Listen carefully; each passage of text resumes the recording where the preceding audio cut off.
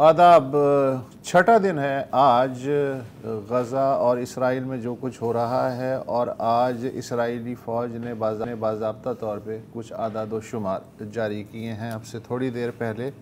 ان کے مطابق غزہ پر 6 دن میں اسرائیلی فضائیہ نے 4000 ٹن وزن کے 6000 بم برسائے ہیں اور 3600 ٹھکانوں کو نشانہ بنایا ہے۔ شمالی غزہ میں فضا سے پمفلٹ گرائے گئے ہیں کہ فلسطینی یہ علاقہ خالی کر دیں۔ اسرائیلی بمباری سے محلہ وار علاقے مٹائے جا رہے ہیں، حتیٰ کہ اسپتال، اسکول اور ماہی گیر کشتیاں تک محفوظ نہیں رہیں۔ پانی، بجلی، خوراک کی ناکہ بندی کا تیسرا روز ہے۔ بمباری میں کوئی وقفہ نہیں۔ وہ ہتھیار بھی استعمال ہو رہے ہیں جن پر بین الاقوامی پابندی ہے، جیسے فاسفورس بم، اور وہ بھی انسانی اور شہری ٹھکانوں کے خلاف۔ اب تک غزہ میں 1500 کے لگ بھگ ہلاکتیں ہوئی ہیں، ان میں تقریباً 500 بچے ہیں، 6000 اہل غزہ زخمی ہیں۔ اسرائیل میں 1300 ہلاکتیں ہوئی ہیں، 3200 زخمی بتائے جاتے ہیں، جبکہ غرب اردن میں 31 ہلاکتیں ہوئی ہیں اور 600 زخمی بتائے جا رہے ہیں۔ پناہ گزینوں سے متعلق اقوام متحدہ کے ادارے انروا کے ساتھ منسلک 9 فلسطینی کارکن جہاں بحق ہوئے ہیں۔ ہلال احمر جو فلسطین کی مقامی ہلال احمر ہے، اس کے 6 کارکن جہاں بحق ہوئے ہیں۔ غزہ کے تمام اسپتال پناہ گزین کیمپوں میں بدل چکے ہیں۔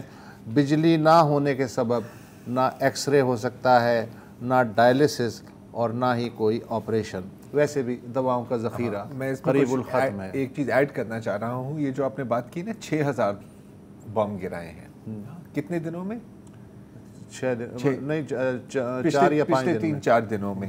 اس کے کیونکہ اس طرح سمجھ نہیں آتی نا 6000 بم کا مطلب کیا ہے۔ میں تھوڑا سا کمپیئر کرانا چاہ رہا ہوں۔ 2014 سے لے کے 2019 تک جو امریکہ کی ایئر کیمپین، صرف امریکہ کی جو کولیشن، یو ایس کولیشن کی ایئر کیمپین چلی تھی داعش کے خلاف شام اور عراق میں، اس میں ہر ماہ 2 سے 5000 بم گرائے گئے۔ ٹھیک ہے، ہاں، یہاں 3 دنوں میں 6000 بم گرائے گئے، اور وہ ایک وائڈ سپریڈ ایریا تھا۔ آپ نے ابھی بات کی ہسپتالوں کی، تو اور یہ بم 45 کلومیٹر لمبے اور 6 کلومیٹر چوڑے علاقے میں۔ جی بالکل، 300 اسکوائر مائلز آئی تھنک ایسا کچھ ہے۔ سرد خانوں میں جگہ ختم ہو گئی ہے، لوگ اپنی لاشیں روڈوں کے سائڈ پر۔ الشفا ہاسپٹل جو ہے، اس کا جو بیرونی حصہ ہے وہ ایک مردہ خانہ، مارچری میں تبدیل ہو چکا ہے۔ زیادہ تر وہاں ان بچوں کی لاشیں ہیں جو بمباری میں زخمی ہوئے تھے اور طبی امداد نہ ملنے کے سبب جاں بحق ہو گئے۔ غزہ میں جو بے گھر ہیں، اب تک ان کی تعداد اقوام متحدہ کے ذرائع کے مطابق 3.5 لاکھ سے اوپر پہنچ گئی ہے۔ اسرائیلی کہتے ہیں کہ جب تک ان کے یرغمالی رہا نہیں ہوں گے، ناکہ بندی ختم نہیں ہوگی، بلکہ زمینی کارروائی کسی بھی وقت شروع ہو سکتی ہے۔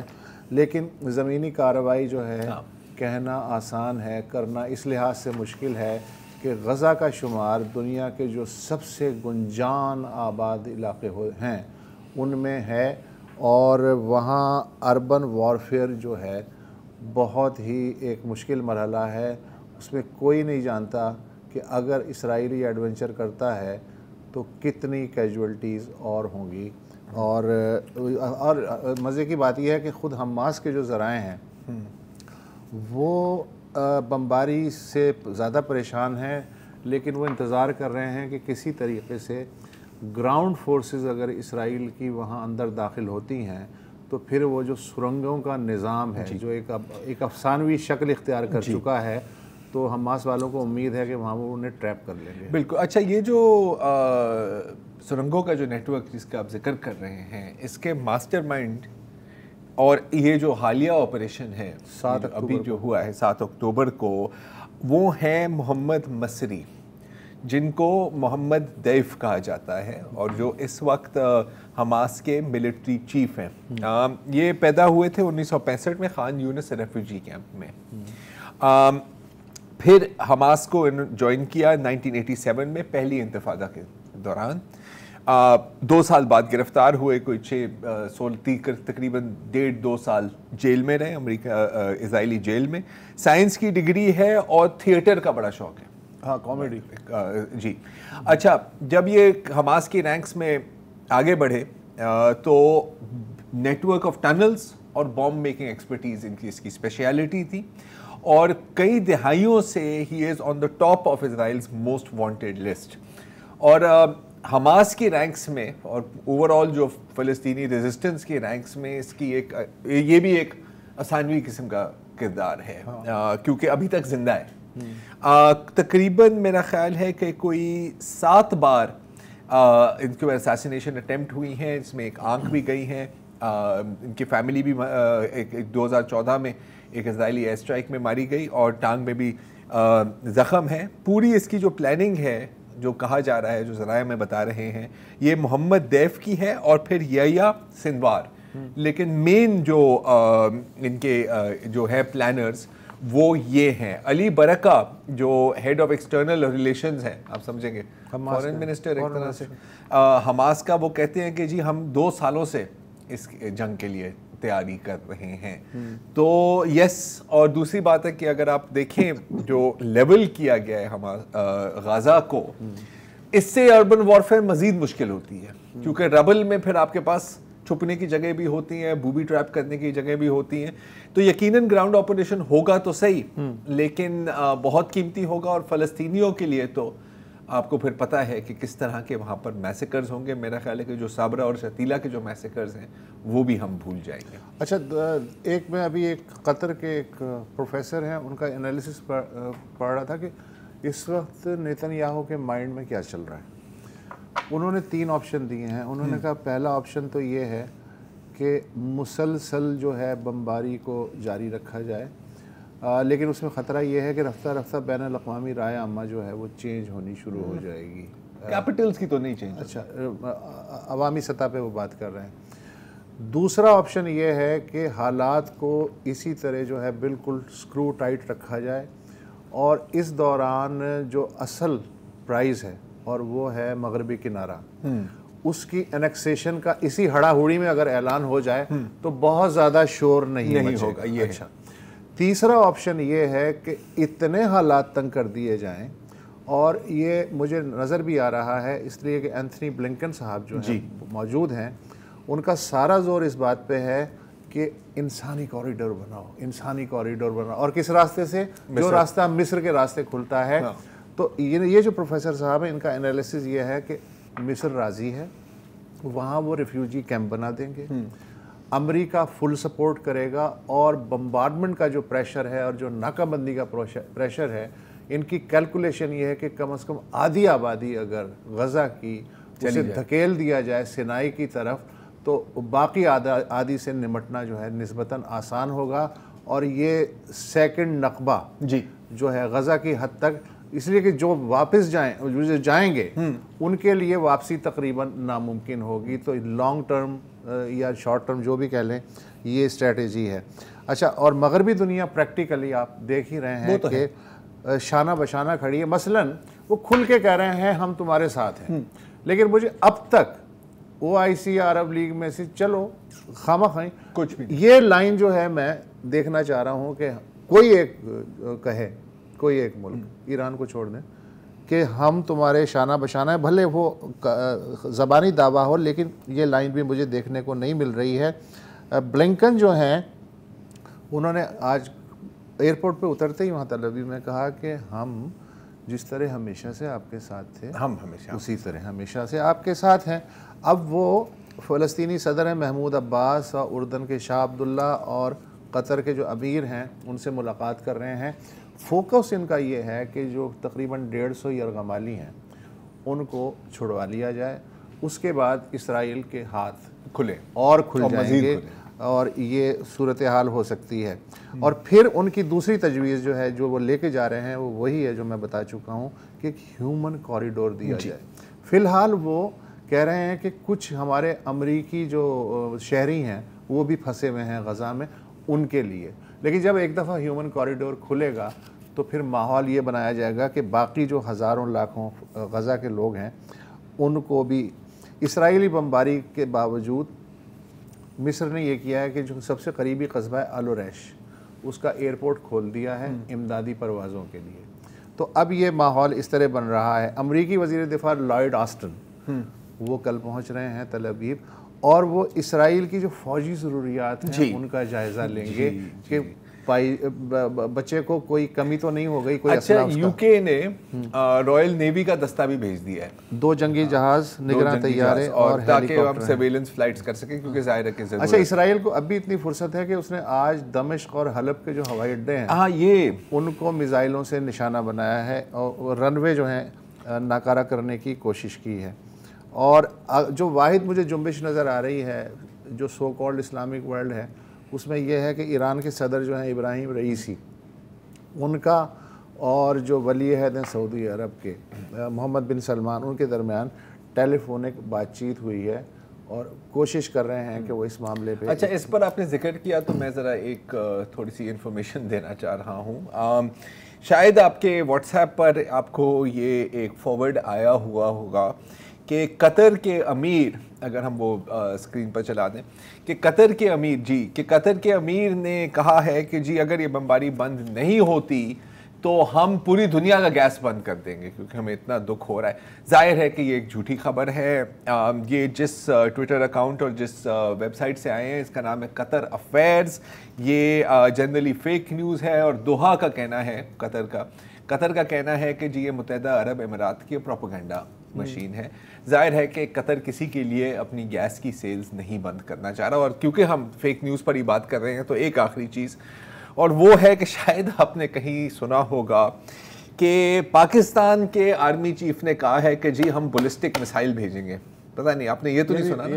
اب آپ حریم شاہ کو نہیں فالو کرتے نا، مسئلہ یہ ہے. اگر آپ حریم شاہ کو فالو کرتے، حریم شاہ صاحبہ نے یہ ٹویٹ کی ہے. اور میں صرف اس میں اتنا ہی ہوں کہ بین الاقوامی افیئرز یا کسی بھی قسم کے افیئرز کی انفارمیشن حریم شاہ سے نہ ہی لیں تو بہتر ہوگا آپ کی صحت کے لیے. اچھا، میمز بھی بڑی انٹرسٹنگ آ رہی ہیں. مثلا آج میں نے پڑھا کہ 40 اسلامی ممالک کی جو مشترکہ فوج بنی ہوئی ہے وہ بد دعاؤں کی پہلی کھیپ اسرائیل کی جانب بھیج رہی ہے. ہاں، وایا میسائل. اچھا، مزے کی عادت فیک نیوز کی آپ نے بات کی. یار ہم کس کھیت کی مولی ہیں جب امریکی صدر جو بائیڈن جو ہیں وہ خود اس کا شکار ہو سکتے ہیں. مثلا انہوں نے جو یہودی رہنما تھے امریکہ کے، ان سے ملاقات میں کہا کہ میں نے بھی ان 40 اسرائیلی بچوں کی تصویر دیکھی ہے جن کا سر قلم کیا گیا. اب ظاہر ہے کہ اسرائیل نے اب تک نہ اس کی تصدیق کی ہے نہ تردید کی ہے. کچھ پکچرز ریلیز ہوئی ہیں لیکن اوور آل اس واقعے کی ابھی تک لیکن جو اسکیل اچھا نہیں، اس کے بعد وہ چپ ہیں. بائیڈن کے بیان کے بعد وائٹ ہاؤس کا بھی آپ کے پاس، وائٹ ہاؤس نے جو ہے وہ جیسے صفائی کرتے ہیں نا، اب انفارمیشن والوں کی بڑی مسئلے ہو جاتے ہیں. انہیں وضاحت جاری کرنا پڑی کہ صدر بائیڈن جو ہیں وہ تصاویر دیکھنے کی بات نہیں کر رہے تھے، وہ تو اس واقعے سے متعلق جو خبریں آج کل شائع ہو رہی ہیں ان کا حوالہ دے رہے تھے. تو انہوں نے ایک سیلف کریکشن کی اچھی بات یہ ہے. اچھا، اب آ گئے مظاہروں کی بات اگر آپ کرنا چاہیں جی، کہ مظاہرے فرانس نے تو آپ کو پتہ ہے کہ پابندی لگا دی ہے ایم پی او کے تحت. آپ کو پتہ ہے کہ فرانس کا جو سلوگن ہے نا وہ لبرٹی، ہاں لیکن اس پر نہیں، ظاہر ہے لبرٹی لیکن اتنی نہیں. تو فرانس نے پرو پیلسٹینین مطلب مظاہروں پر پابندی لگائی ہے. حالانکہ ہمیشہ یہی کہا جاتا ہے کہ نہیں ہم تو حماس کے خلاف ہیں. اچھا، وہ مینٹیننس آف پبلک آرڈر کی وجہ، مینٹیننس آف پبلک آرڈر کی آیا کہاں سے تھا؟ باس یو کے سے آیا تھا نا، برٹن کا ہے نا. اور یو کے میں بھی تو یہ ہے نا، یہ یو کے ہے.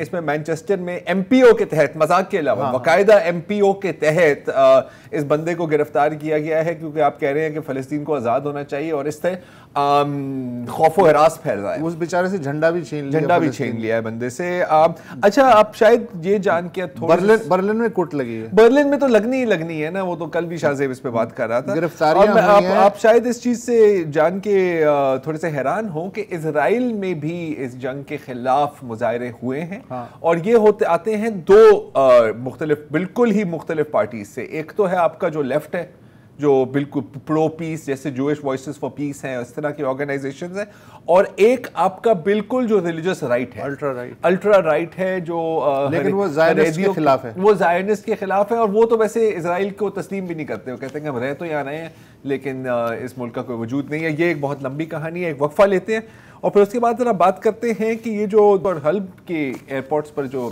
حملہ ہوا ہے اس کے پیچھے کیا سوچ ہے اور کیا واقعی ہی یہ ممکن ہے کہ حزب اللہ بھی ایک اور فرنٹ کھولے گا. آفٹر دس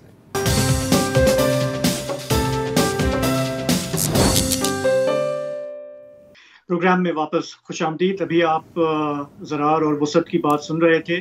آج چھٹا دن ہے اور آلریڈی ہم دیکھ رہے ہیں کہ ہزاروں لوگ زخمی یا ہو چکے ہیں یا جان سے چلے گئے ہیں, اور یہ بالکل واضح ہے کہ یہ اسرائیل کی اب تک کی سب سے کاسٹلیسٹ وار ہے, جس میں اس کا سب سے زیادہ جانی نقصان ہوا ہے. اسرائیل کے حوالے سے اس وقت ظاہر ہے کہ جو کامنٹری چل رہی ہے, جو تجزیے چل رہے ہیں, اس میں اسرائیل کا جو ظلم ہے یا بربریت ہے اس پر بات ہوئی ہے, اور آنے والے دنوں میں ہم چاہیں نہ چاہیں بس بدقسمتی سے اس پر مزید بھی بات ہوگی. دیکھنا ہمیں یہ بھی ہوگا کہ آخر اسرائیل یہ سب کیوں کرتا ہے, اس کی کیا سائیکی ہے.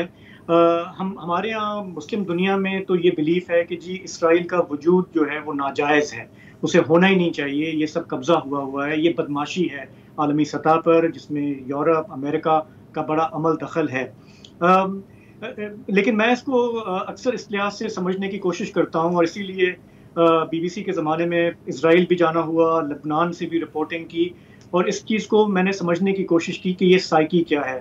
اور جہاں تک میری انڈرسٹینڈنگ ہے, جب ملک نظریات کی بنیاد پر وجود میں آتے ہیں اور وہ بھی مذہبی نظریات کی وجہ سے, تو ہمیں یہ نظر آتا ہے کہ وہ اپنے آپ کو خطرات میں گھرا ہوا پاتے ہیں. ہمارے ملک کا بھی اگر آپ نظر دوڑا لیں تو ہم ہمیشہ خطرات میں گھرا خود کو پاتے ہیں.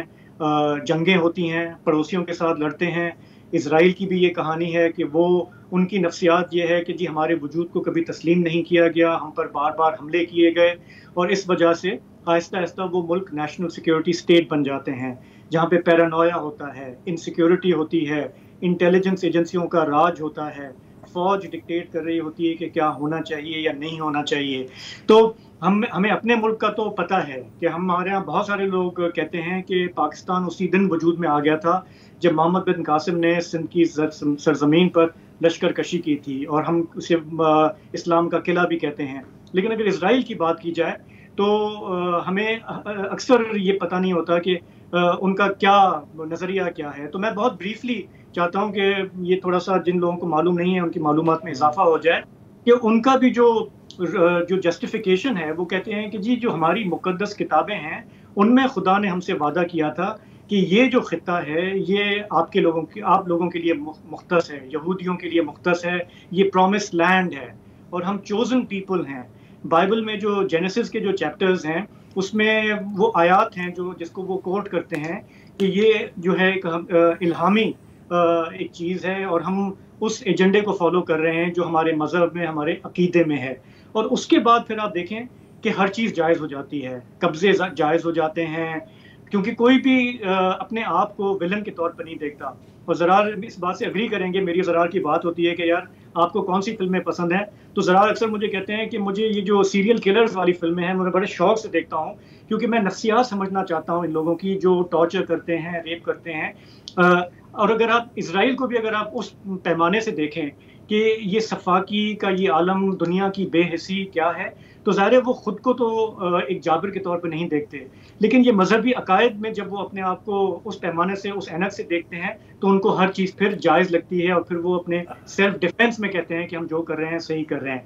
تو ذرا وسعت میں تھوڑا سا بس یہ ایڈ کرنا چاہ رہا تھا. میرا خیال ہے کہ یہ جو حزب اللہ کے حوالے سے آپ پہلے بات کر رہے تھے, اور جو شام میں بھی حملے ہوئے ہیں, اس کو پلیز اس میں میں ایک اضافہ یہ کرنا چاہ رہا ہوں کہ جو اوریجنل فاؤنڈر تھا نا زائونسٹ کی تھیوری کا, that was تھیوڈور ہرزل, ٹھیک ہے, اور وہ ایک سیکولر زائونسٹ تھے. ان کو زیادہ نہ ان کو ہیبرو آتی تھی صحیح طرح, نہ ان کو اپنے مذہبی عقیدوں کے بارے میں کچھ زیادہ پتہ تھا. یہ ڈائریکٹلی متاثر ہوئے تھے جب 19 سینچری میں یورپ میں ایک نیشنلزم کی ویو آئی تھی, تو انہوں نے بھی کہا تھا, اور پہلا پلان یہ نہیں تھا کہ آپ فلسطین جائیں گے, پہلا پلان کسی اور خطے کا تھا. یہ دھیرے دھیرے جو ریلیجس سینٹیمنٹس ہیں اور جو اسپیشلی جو رائٹ ونگ سینٹیمنٹس ہیں, یہ فاؤنڈنگ آف اسرائیل میں نہیں تھی. اس وقت ایک نیشنلسٹ سینٹیمنٹ تھا, یہ بھی دھیرے دھیرے چینج ہوا ہے. آپ یہ کہہ سکتے ہیں کہ کوئی زیادہ فرق نہیں پڑا کیونکہ اس وقت بھی وہی کرتے تھے لیکن صرف سلائٹلی ڈفرنٹ نظریے کے ساتھ. ابھی سلائٹلی ڈفرنٹ نظریہ ہے. تو یہ obviously بہت لمبی conversation ہے. آج نام چومسکی کے بارے میں کا ایک ٹکڑا دیکھ رہا تھا سوشل میڈیا پہ. انہوں نے کہا کہ یہ زائنزم وغیرہ ٹھیک ہے اپنی جگہ, یہ سب نظریہ ٹھیک ہے, لیکن عملاً جو اسرائیل بنا ہے وہ جو کرسچن زائنسٹ تھے نا ان کی وجہ سے بنا ہے. کرسچن زائنسٹ کا بلیو ہے کہ جب تک پرامسڈ لینڈ میں یہودیوں کی واپسی نہیں ہوگی تب تک دنیا میں قیامت نہیں آئے گی, کچھ اس طرح کے ہیں سلسلے. اچھا, اس کی وجہ سے ہوا یہ کہ آپ دیکھیں کہ جو لارڈ بلفور تھا جس نے کہ 1917 کا جو ہے بلفور ڈکلیریشن جو ہے اس کے نام سے جاری ہوا, وہ اسے دیکھ لیں. آپ ٹرومین کو دیکھ لیں جس کے زمانے میں 1948 میں اسرائیل بنا. یہ سارے کے سارے جو ہیں وہ کرسچن زائنزم جو ایک ایکسٹریمسٹ ایک اپروچ ہے اس کے ماننے والے تھے.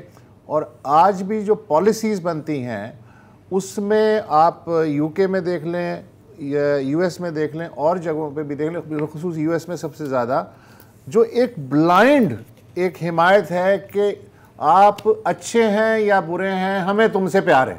یہ جو پالیسی ہے تمام ریشنلٹی کو ختم کرتے ہوئے بھی یہ پالیسی جو ہے وہ موجود ہے. اور اس کے پیچھے یہی ہے کہ وہ جو پالیسی ساز ہیں وہ اگر صرف جو ہوتے تو میرا نہیں خیال کہ اسرائیل بن بھی سکتا تھا. ان کے پیچھے یہ جو تھیری ہے, بہرحال یہ نام چومسکی کا نظریہ یہ نہیں. اور انفیکٹ جو اگر آپ ابھی اینالائز کریں میجر جو سپورٹ یو ایس سے ملتی ہے وہ ایوانجیلیکل کرسچن سے ملتی ہے. اور ان کا بھی یہی نظریہ ہے کہ جب یہ ٹیمپل آف سولومن بنے گی ہاں پھر مسایا آئے گا اور پھر سب کو وہ کرسچین کر دے گا. اور یہ جلدی جلدی ہو جائے تو یہ بھی چیزیں. اچھا, اس کے ساتھ پھر آپ ملا لیں کلونیل سولیڈیرٹی, کیونکہ کلونیلسٹ ہمیشہ کلونیلسٹ کو سپورٹ کرے گا, امپیریلسٹ ہمیشہ imperialist. This is the last colonial out post میرا خیال ہے شاید دنیا میں. اور اسی لیے اگر آپ کو یاد ہو تو اپارتھائڈ ساؤتھ افریقہ کا اگر کوئی جگری یار تھا وہ تھا Israel. And in fact nuclear cooperation بھی ان کی چل رہی تھی. تو اگین مجھے پتا ہے کہ یہ ایسی بات نہیں ہے کہ ہم 5-6 منٹ میں اس کو ریپ کر سکتے ہیں. اس پر تو پوری کتابیں لکھی گئی ہیں اور برسوں سے بحث ہو رہی ہے اور وہ برسوں ہو رہی ہے. بٹ اینی وے چلے پھر حزب اللہ پر کسی اور وقت بات کریں گے. ہاں ٹھیک, میرا خیال ہے let's take a break.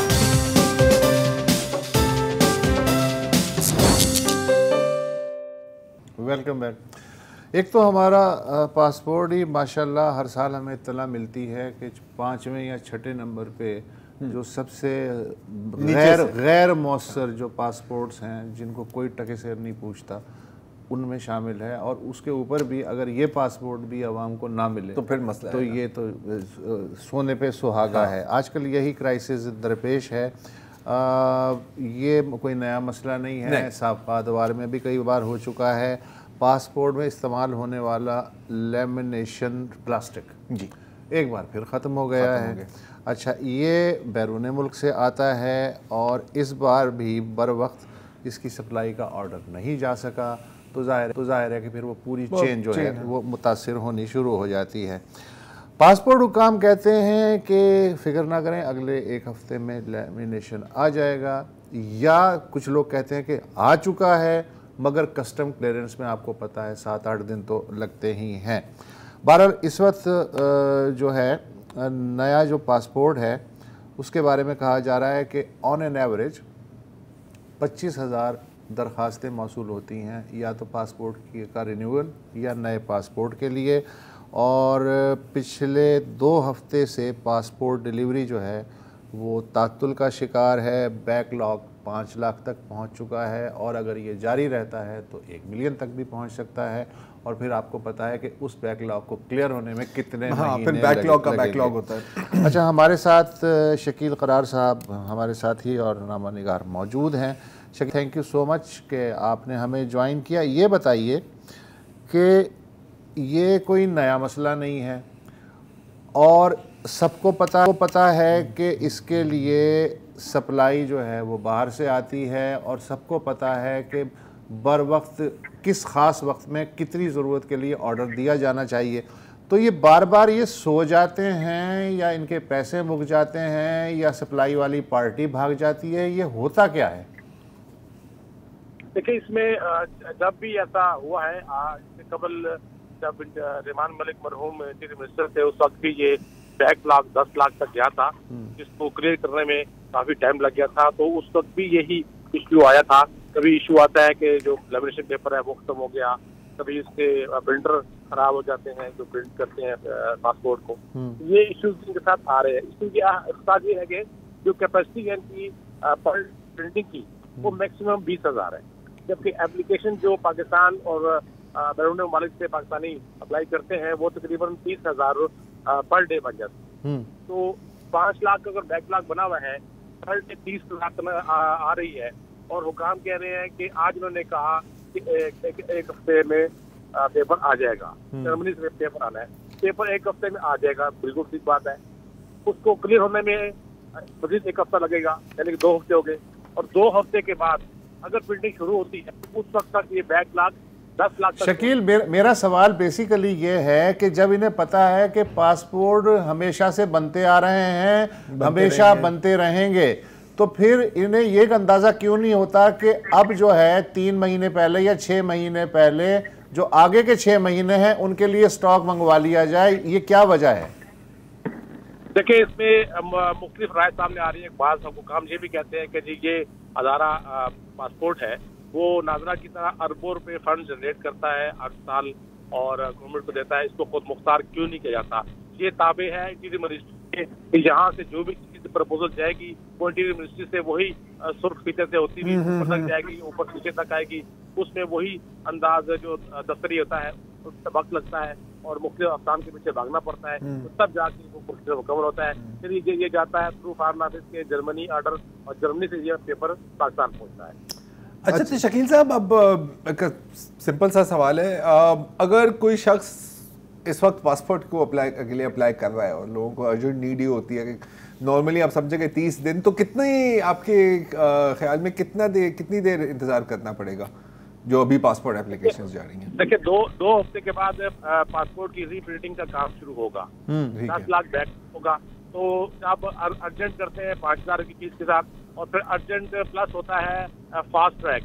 Fast track میں یہ 2 سے 3 دن کا ٹائم دیتے ہیں، لیکن 2 سے 3 دن بھروانے کے لیے آپ کو کم سے کم بھی ڈی سی یا سیکٹری داخلہ کی سفارش کرانی پڑے گی، تو تبھی جا کے ہوگا، جا کے پیسے دینے پڑیں گے.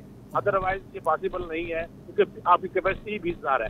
20,000 یعنی کہ 3 شفٹیں اگر آپ لگائیں صبح 8 سے لے کر رات 12 بجے تک، 3 شفٹوں میں 20,000 پاسپورٹ پرنٹ ہوں گے، اور اس کے بعد آپ نے 6-8 گھنٹے مشین کو ریسٹ دینا ہے تاکہ نیکسٹ ڈے وہ کام. اچھا، کیا وجہ ہے شکیل صاحب کہ نادرہ دنیا بھر کے ڈاکومنٹس بنا رہا ہے، اور صرف پاکستانیوں کے نہیں بیرون ملک کے بھی ان کی خدمات حاصل کر رہے ہیں، تو پاسپورٹ کا کام بھی ان کے سپرد کیوں نہیں کیا جا سکتا؟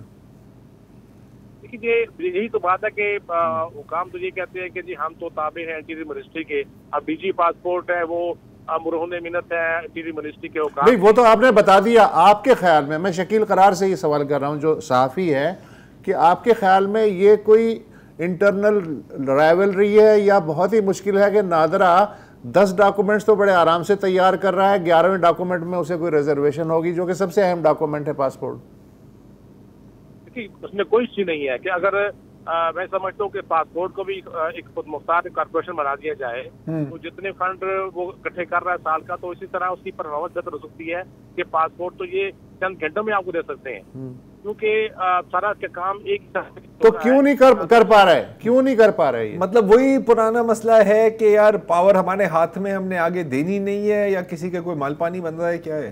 بالکل سر، یہ اپنے اپنے اختیارات اور اس کی پاور کی جنگ ہوتی ہے، کیونکہ انٹیریئر منسٹری کبھی نہیں چاہے گی کہ کوئی نیا پارٹی بن جائے تو اس کے تابع نہ ہو، اس کو جواب دینا ہو، خود ہی فنڈ جنریٹ کرے، خود ہی وہ خرچ کرے، خود ہی وہ پیسہ کرے. تو وہ اسی لیے اس کو امپاور نہیں کر رہے. ادروائز پاسپورٹ تو اب میں سمجھتا ہوں کہ ایک ایسی چیز ہے کہ اب ان حالات میں پورے ایک سال میں ہمارے باہر جانے کی جو رفتار ہے پاکستانی شہریوں کی وہ ڈبل ٹرپل ہو چکی ہے. اور اسی اگر ڈیٹا اکٹھا کیا جائے تو یہ تعداد جو وہ اگر 2 لاکھ تھی تو اب یہ 5-6 لاکھ تک پہنچ چکی ہے. 8 لاکھ اسی طرح جو مطلب کہ بڑھتی رہے گی، کم نہیں ہوگی.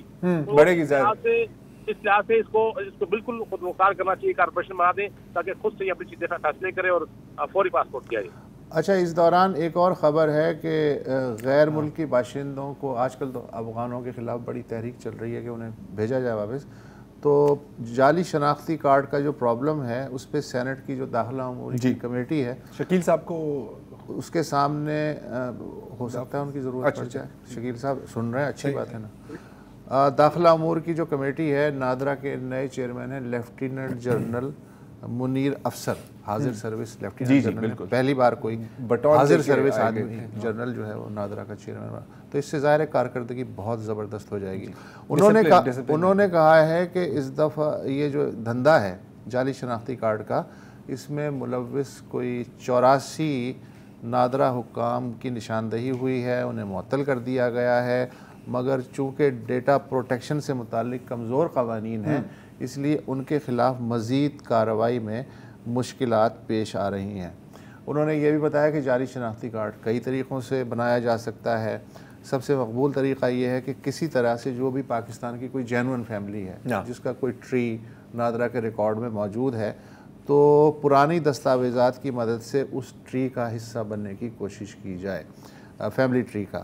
اچھا، 2004 سے قبل جو مرحوم ہونے والے شناختی کارڈ ہولڈر تھے ان کا ریکارڈ ہمارے پاس بائیو میٹرک ریکارڈ ہی نہیں ہے، تو اس کی بنیاد پہ بھی جو اس سے پہلے کی جو دستاویزات ہیں جو بنوائی جاتی ہیں ان کے تحت کوشش کی جاتی ہے کہ نیا شناختی کارڈ بن جائے. 2012 سے پہلے خواتین کے لیے ضروری نہیں تھا کہ وہ شناختی کارڈ پہ اپنی تصویر بھی دیں، تو اس لوپ ہول کو جو ہے اب استعمال کر کے اسے جعلی شناختی کارڈ بنانے کی کوشش کی جا سکتی ہے اور پھر ان کی تصدیق ہوتی ہے. مگر انہوں نے کہا کہ ہم ان کمزوریوں پہ قابو پانے کی کوشش کریں. ویسے ایک ہماری خوبی ہے ایک جنرلی کہ آپ اتنا سا بھی لوپ ہول دے دو تو ہم پورا ٹرک دیتے ہیں اس میں سے، پورا ٹرک. شکیل قرار صاحب بہت شکریہ، آپ نے ہمیں جوائن کیا. ایک وقفہ لے لیں.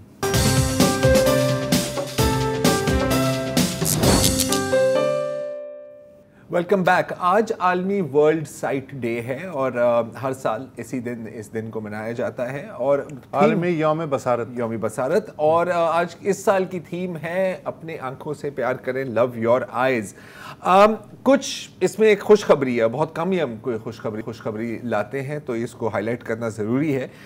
2004 میں جب ایک سروے کی گئی تھی کہ پاکستان میں نابینا افراد کی تعداد کتنی ہے، اور میں بات کر رہا ہوں مکمل طور پہ جو نابینا ہے، پارشلی سائٹڈ یا ویژولی امپیئرڈ کی میں بات نہیں کر رہا، تو وہ تھی 15 لاکھ 2004 میں.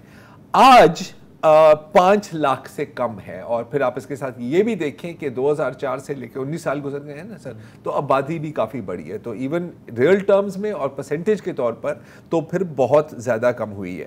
لیکن تقریباً 90 لاکھ سے زائد لوگ ابھی بھی اس ملک میں ان کو کسی نہ کسی قسم کی ویژن امپیئرمنٹ ہے، چاہے وہ مائلڈ ہو یا وہ ٹوٹلی کمپلیٹ پرماننٹ بلائنڈنس، جو بالکل ہی نابینا ہوتے ہیں، جن کی تعداد میں نے ابھی آپ کو بتا دی ہے. اچھا، یہ بہتری کیسے آئی؟ آگاہی بھی پھیلی ہے، ظاہر ہے کہ میڈیکل ایکسیس لوگوں کو بڑی ہے، اور بہت ایک بڑا اس میں کردار رہا ہے ایسے اداروں کا جیسے کہ لیٹن رحمت اللہ بینیولنٹ ٹرسٹ ہے، جس کو LRBT کہا جاتا ہے، جو لوگوں کے علاج بھی کراتے ہیں، ان کے آپریشنز بھی کراتے ہیں. تقریباً ہر سال 30 لاکھ لوگ LRBT کے مختلف سینٹرز، پاکستان میں جو مختلف سینٹرز ہیں، مختلف آئی کی جو امراض ہیں، ان کی جو ڈیزیزز ہیں، ان کو ٹریٹ کرانے کے لیے جاتے ہیں. تو کل ایک اندازے کے مطابق جو 80% پاکستان میں آئی ریلیٹڈ ڈیزیزز کی ٹریٹمنٹ ہوتی ہے، 80% وہ LRBT میں ہوتی ہے. ہر ماہ انفیکٹ اگر آپ شروع سے لے کے گنتی کریں تو تقریباً 54 ملین پیشنٹس کو ٹریٹ کیا گیا. یہ لاکھ کروڑ میں کتنا بنتا ہے 54 ملین؟ 5 کروڑ سے زائد 40 لاکھ 5 کروڑ 40 لاکھ. تو ہماری بات ہوئی ڈاکٹر فواد رضوی سے، جو چیف آفٹھالمولوجسٹ ہیں LRBT کا، جو یہاں پر کراچی شہر میں کرنگی میں ان کا جو سینٹر ہے. ان سے ہم نے پوچھا کہ اس وقت پاکستان میں کیا پوزیشن ہے، کیا کون سی وہ چیزیں ہیں جن پر ہمارا قابو ہے، اور ورلڈ سائٹ ڈے کی امپورٹنس کیا ہے. سنیے. اس کا پرائمری مقصد یہ ہے کہ ہم لوگوں کو اویئرنیس دیں. اویئرنیس کس بارے میں دیں؟ اویئرنیس اس بارے میں دیں کہ بھائی آپ کی آنکھوں کی حفاظت، اس میں جو بیماریاں ہیں ان کو کیسے ٹریٹ کیا جائے، کیا ایسے طریقہ کار موجود ہیں جس سے ہم پریونٹ کر سکتے ہیں. تو ایک general awareness about your eye health دی جاتی ہے گی, اور ایک جنرل اویئرنیس دی جاتی ہے کہ کس طرح سے بچاؤ کیا جا سکے, اور ایٹ دا سیم ٹائم ہم یہ بھی بتاتے ہیں کہ کس جگہ پہ کون سی بیماری زیادہ پریولنٹ ہے یا کہاں پہ کس چیز کی زیادہ نیڈ ہے. سو جہاں تک ہم سائٹ یا ویژن کی بات کرتے ہیں تو آبویسلی اندھا پن یا بلائنڈنیس اس کی کچھ وجوہات ہیں. اب ہم براڈلی اندھے پن یا بلائنڈنیس کو ہم 2 کیٹیگریز میں ڈیوائڈ کرتے ہیں. ایک وہ کازز جس کی اگر ہم علاج بر وقت کر دیں تو بینائی واپس آ جاتی ہے, these are the reversible causes of blindness. اور ایک ایسی بیماری جس کے اندر اگر کوئی پرابلم ہو جائے اور اس کی وجہ سے اگر آپ کی نظر کمزور یا خراب یا ختم ہو جائے تو وہ ریورسیبل نہیں ہے, واپس نہیں آ سکتی. But the good thing is that یہ اویئرنیس میں آج کے دن سارے عوام کو دینا چاہتا ہوں کہ دیکھیں 80% ایسی بیماریاں ہیں جن کا بر وقت علاج ہو جائے تو بلائنڈنیس ریورس ہو جاتی ہے. So these are called reversible causes of blindness. اور ایسے صرف 20% بیماریاں ہیں جن کا علاج کرنے کے باوجود مکمل بینائی واپس نہیں آتی. So let's concentrate on these 80, اور اس 80% کے اندر سب سے بڑی کاز جو ہے وہ کیٹریک ہے, موتیا, جسے ہم سفید موتیا کہتے ہیں. وی ور اے سگنیٹری آف 2020 ویژن پروگرام جو کہ 2020 میں کمپلیٹ ہو گیا, اور اس میں 2020 میں ٹارگیٹ ہمارا یہ تھا سارے ملکوں کا کہ 2020 تک کم از کم ایسے کازز جو ریورسیبل بلائنڈنیس کے ہیں جیسے کیٹریک ہے ان کو تو دنیا سے ختم کر دیں تاکہ وہ لوگ جو اندھے ہو گئے ان کی بینائی واپس تو آ جائے. بٹ ایز یوزول جیسے ہوتا ہے تھرڈ ورلڈ کنٹریز میں, still we are not able to elevate blindness because of reversible causes. جیسے پولیو کے ابھی بھی مریض بہت سارے ہمیں مل جاتے ہیں. اسی طرح کیٹریک ہمارا بہت بڑا مسئلہ ہے پاکستان میں یا ایون تھرڈ ورلڈ کنٹریز کے اندر, ایون انڈیا میں بھی بہت بڑا مسئلہ ہے. So keep this in mind کہ کیٹریک یا سفید موتیا کی وجہ سے 80% جو ریورسیبل کازز آف بلائنڈنس اس میں سب سے بڑا کاز موتیا ہے, اور موتیا قابل علاج ہے. اور موتیا کے علاج کے لیے بہت تھوڑے سے پیسے خرچ ہوتے ہیں. اس لیے WHO نے کہا ہے کہ بہت تھوڑے سے پیسوں سے سب سے زیادہ افیکٹو ٹریٹمنٹ جو ہے وہ آئی ٹریٹمنٹ ہے. LRBT کے بارے میں بتانا چاہوں کہ LRBT وہ ادارہ جو آج سے تقریباً 30 سال پہلے وجود میں آیا, اور اس کا بیسک مقصد یہی تھا کہ پاکستان سے جو بلائنڈنیس ہے اس کی شرح کم کرے. So when we started about 30 years back Pakistan میں بلائنڈنیس کی شرح تھی اراؤنڈ 2%. آج پاکستان میں بلائنڈنیس کی شرح 0.9%, لیس دین 1%. میں یہ نہیں کہہ رہا کہ سب LRBT کی کنٹریبیوشن ہے, لیکن اس میں میجر کنٹریبیوشن LRBT کے ہسپتالوں کی ہے. 30 سال پہلے جب ہم نے ایک ہسپتال سے شروع کیا تھا, آج ہمارے پاس 20واں ہسپتال بن رہا ہے, تقریباً 50 آئی کیئر سینٹرز ہیں, اور ہم پاکستان کی 25% آئی کی مد میں جتنی بھی خدمات ہیں وہ LRBT کے ہسپتالوں کے تھرو دیتے ہیں. آبویسلی اویئرنیس دینے کا مقصد یہ کہ دیکھیں LRBT موجود ہے, کیٹریک کامن کاز ہے, ٹریٹیبل ہے, بلائنڈنیس ریورس ہو جاتی ہے, لیکن اگین اس کے لیے ہمیں فائنینسز کی بھی ضرورت ہوتی ہے. So at the same time جہاں ہم اویئرنیس دے رہے ہیں کہ ہاں جی بلائنڈنیس کی وجہ یہ ہے, LRBT کی طرف سے یہ پیغام ہے کہ آپ لوگ آگے بڑھیں, آگے آئیں, ہماری مدد کریں, اور جو چیز ہمیں 2020 میں کر لینی چاہیے تھی آج 3 سال بعد بھی نہیں کر سکے, لیٹس میک اے پرومس کہ آنے والے چند سالوں میں کم از کم پاکستان سے ہم موتیا کو تو ختم کر دیں, تاکہ جو کازز آف ریورسیبل بلائنڈنیس ہے اس کے اندر ہم وہ اچیو کر لیں جو ہمیں 2020 میں اچیو کرنا تھا. تو اس کے لیے آپ ہمارے مدد کریں, آگے بڑھیں, فائنینشیل ہیلپ کریں, اور ہماری مدد اس سینس میں کریں کہ ہمیں پاکستان کو خوشحال, نہ صرف خوشحال دیکھنا ہے بلکہ دیکھنا پہلے نا, خوشحالی تو بعد میں آئے گی. سو اس کا بھی ریلیشن بہت ہے کہ آپ کی نظر ہوگی تو آپ کام کریں گے. سو اس کو ہم کہتے ہیں بلائنڈ ایئرس. اگر ایک پیشنٹ بلائنڈ ہے تو کام کاج سے تو جائے گا, وہ برڈن ہوگا سوسائٹی پہ, لیکن اگر وہی پیشنٹ جس کے ہاتھ پاؤں چل رہے ہیں, فزیکلی اس کو کوئی پرابلم نہیں ہے, اور وہ دیکھنے لگے گا تو آپ یہ سوچیں گے سوسائٹی کے لیے کتنا مفید ہوگا, آپ کی GDP کے لیے, آپ کے فائنینس کے لیے. اور یہی وہ چیزیں جو آج کل پاکستان کو جن کی اشد ضرورت ہے. اچھا دیکھیں, ورلڈ سائٹ ڈے کے اس کے اندر آپ نے دیکھا ہوگا کہ اکثر ہیلتھ واکس ہوتی ہیں گی. سو ہم یہ صرف کوشش کرتے ہیں کہ عوام کی توجہ اپنی طرف کریں. سو اٹینشن اپنی طرف کرنے کے لیے ہم سیمینارز کرتے ہیں گے, ہم بینرز اینڈ پوسٹرز لگاتے ہیں گے. اب جیسے ہم کل انشاءاللہ اسکول میں جائیں گے, وچ از اے ہینڈی کیپڈ اسکول, وہاں جائیں گے, بچوں کو معائنہ کریں گے. ان کے کوئی آنکھ کے پرابلمس ہیں ان کو وہاں ٹریٹ کر سکیں وہاں ٹریٹ کریں گے, نہیں تو اپنے ہسپتالوں میں ریفر کریں گے, ایک واک کریں گے. This helps in creating awareness. اور آبویسلی اس کے اندر میڈیا کا بہت بڑا رول ہے. سو اگین میں میڈیا سے میری درخواست ہے کہ کیپنگ ان مائنڈ کہ پاکستان میں ابھی بھی 26 ملین لوگ ایسے ہیں جن کو نظر نہیں آتا یا بہت کم نظر آتا ہے, تو ان کی ٹریٹمنٹ کے لیے نہ صرف اویئرنیس دیں بلکہ ان کو یہ بتائیں کہ اس میں سے 80% لوگ ایسے ہیں جن کو ٹریٹ کیا جا سکتا ہے, ان کی بینائی واپس آ سکتی ہے. تو اس اویئرنیس کو بڑھائیں. سو یہ اویئرنیس جو ہے نا, مطلب it's a cumulative effect of the community. اور ہمیں ہیلپ کہاں سے چاہیے ہوتی ہے؟ فلینتھراپک ہیلپ چاہیے ہوتی ہے, ہمیں میڈیا کی ہیلپ چاہیے ہوتی ہے, کیونکہ میرے خیال میں میڈیا پہ میں کہتا رہا ہوں فوج کے بعد اس وقت سب سے جو مضبوط ادارہ ہے وہ میڈیا ہے. سو جو میڈیا کہتا ہے تو وہ تو ہمیں فالو کرنا پڑتا ہے گا. سو میڈیا سے میری ریکویسٹ ہے کہ اس کو پیغام کو آگے بڑھائیں تاکہ وہ لوگ جو بیچارے بلائنڈ ہیں ان کی ہم آگے بڑھ کے ہیلپ کر سکیں. جنرلی پبلک کو میں اس دن میں یہ کہنا چاہوں گا کہ جیسے میں نے بتایا نا ریورسیبل اور ریورسیبل کاز, اچھا دیکھیں بہت ساری ایسی بیماریاں ہوتی ہیں جو جسمانی بیماریاں ہوتی ہیں اور جن کو ہم اگر پراپرلی علاج کریں تو ان کو پریونٹ کر سکتے ہیں. آنکھ کی بیماریاں, for example diabetes. In diabetes کے بارے میں آپ یہ ذہن میں رکھیں کہ پاکستان ڈائبٹک ایسوسیشن کہتا ہے کہ the incidence of diabetes around 10% ان پاکستان, یعنی ہر 10واں شخص ڈائبیٹک ہے. اور ڈائبٹیز کی وجہ سے جہاں اور دوسری چیزیں افیکٹڈ ہوتی ہیں وہاں آنکھ بھی افیکٹڈ ہوتی ہے.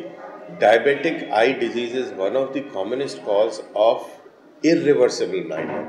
سو اگر آپ اپنی شوگر کنٹرول کرتے ہیں, آپ اپنا بلڈ پریشر کنٹرول کرتے ہیں, یہ وہ ساری چیزیں ہیں جس کی وجہ سے آپ آنکھوں کی وجہ, یہ جو آنکھوں میں پرابلم ہوتی ہیں ان بیماریوں سے, ان کو بچا سکتے ہیں. ایٹ دا سیم ٹائم بہت سارے الرجک ڈس آرڈرس ہیں جو کہ بیسک حفظان صحت کے جو اصول آپ فالو کریں یا بیسک ہائیجینک آپ ان کو فالو کریں. جیسے ہمارے مذہب میں دیکھیں اگر 5 وقت وضو کرتے ہیں تو اس کی کوئی نہ کوئی سگنیفیکنس تو ہے نا اس کی, اور لوگوں کو آپ نے کہتے سنا ہوگا کہ آنکھوں کی ٹھنڈک ہے. سو اگر آپ صاف پانی سے وضو کر رہے ہیں تو یہ بھی آئی ہائیجین میں بڑا امپورٹنٹ رول پلے کرتی ہے. سو ایسی بہت ساری چیزیں ہیں جن کو چھوٹی چھوٹی چیزوں سے کر کے آپ آنکھوں کی بیماریوں سے بچ سکتے ہیں.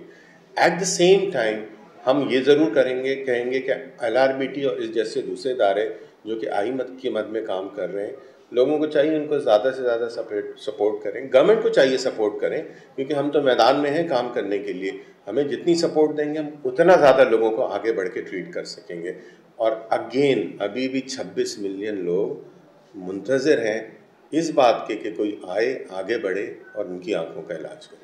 اچھا آخر میں بس اتنا بتانا چاہ رہا ہوں کہ 27% اڈلٹ پاکستانیوں کو ڈائبٹیز یعنی شوگر کی بیماری ہے. اس سے آنکھوں پر بھی بہت اثر پڑتا ہے. تو اگر آپ ان 27% میں سے ہیں تو پلیز باقاعدگی سے اپنے آئی ایگزامز کرائے جائیں, کراتے رہیں. NK پہننے میں کوئی مسئلہ نہیں ہے, لیکن کہیں یہ نہ ہو کہ ایک پریونٹیبل النس سے آپ اپنی آنکھوں کو ہی کھو جائیں. آج کے لیے اتنا ہی جی, اجازت دیجیے, خدا حافظ.